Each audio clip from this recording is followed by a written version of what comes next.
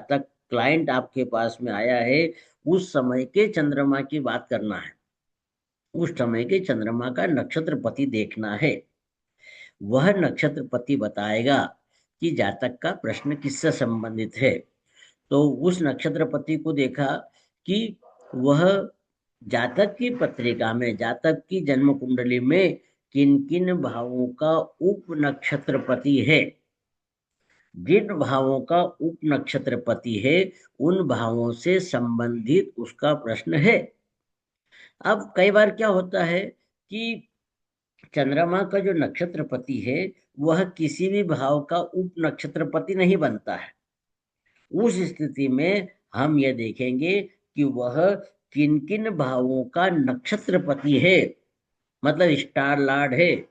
जिन भावों का नक्षत्रपति होगा उन भावों से संबंधित प्रश्न होगा। अब कई बार इसमें ये कंडीशन भी आ जाती है कि न तो वो किसी भी भाव का नक्षत्रपति है और न किसी भाव का उप नक्षत्रपति है। उस समय पे क्या करें? तो उस समय पर जिस भाव में वह नक्षत्रपति बैठा हुआ है उस भाव से संबंधित जातक का प्रश्न है। जैसे कल की जो बात थी, कल चंद्रमा का नक्षत्रपति गुरु था। गुरु माना कि किसी किसी जातक की पत्रिका में किसी भाव का सब लाड नहीं है, स्टार लाड भी नहीं है, तब माना कि वो पंचम भाव में बैठा हुआ है। तब हम कहेंगे कि जातक का प्रश्न संतान से संबंधित या पंचम भाव से संबंधित है। परंतु प्रोसेस वही रखना पड़ेगी कि सबसे पहले आपको उप नक्षत्रपति देखना है, जातक की कुंडली का उप नक्षत्रपति जिसको हम सबलाट भी बोलते हैं, उसको देखिए। यदि वह नहीं है तो स्टार लाट को देखिए, और वो दोनों ही नहीं है तब जाकर हम देखेंगे कि पत्रिका में किस भाव में बैठा हुआ है। ऐसी ही प्रोसेस को आपको देखना है, क्योंकि ये नक्षत्र आधारित पद्धतियों में सबसे अधिक पावरफुल या शक्तिशाली सबलाड़ होता है, भाव का सबलाड़ होता है। उससे कमजोर स्टार लार्ड होता है, उससे कमजोर वह जिस भाव में बैठा हुआ है वह होता है।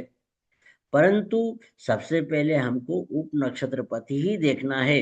उप नक्षत्रपति उस भाव का, जिस भाव का, जैसे माना कि चतुर्थ भाव का शुक्र है, तो शुक्र उस भाव का, मतलब चौथे भाव का सबसे स्ट्रांग मालिक बोल दो या कुछ भी बोल दीजिए उसको, कि हमको चतुर्थ भाव से संबंधित बातें शुक्र ही बताएगा। और यदि हमारा नक्षत्रपति, मतलब चंद्रमा का नक्षत्रपति यदि शुक्र है और शुक्र चतुर्थ भाव में, चतुर्थ भाव का नक्षत्रपति है, तो हम सीधे सीधे कहेंगे कि जातक का प्रश्न चौथे भाव से संबंधित है। आपको सिर्फ जातक को चौथा भाव नहीं बोलेंगे, क्योंकि वह थोड़ी समझता है कि चौथा भाव क्या है। चौथे भाव के सिग्निफिकेशन में से बड़े बड़े सिग्निफिकेशन आप उसको बता सकते हैं। जैसे आपका प्रश्न माता से संबंधित है क्या, या प्राइमरी एजुकेशन से संबंधित है क्या, या आपका भूमि भवन वाहन से संबंधित है क्या प्रश्न, ऐसा आपको बोलना पड़ेगा, है ना। तब जातक बोलेगा कि सब मेरा प्रश्न मेरी माता से संबंधित है, तो आप क्लियर कट समझिएगा हम माता मुझसे बात हो, माता के बारे में बात हो रही है, ठीक है ना। ऐसा भी बोल सकते हैं। कई बार आप ऐसा भी बोल सकते हैं कि साहब संतान से संबंधित टेंशन चल रहा है क्या आपको, क्योंकि पंचम भाव से चौथा भाव उसका विरोधी भाव है, मतलब उसका टेंशन देने वाला भाव है। आप ऐसा भी बोल सकते हैं। उसका जो 12वां भाव है उसके बारे में बात कर सकते हैं, ठीक है ना। इस प्रकार से हमको ये देखना चाहिए।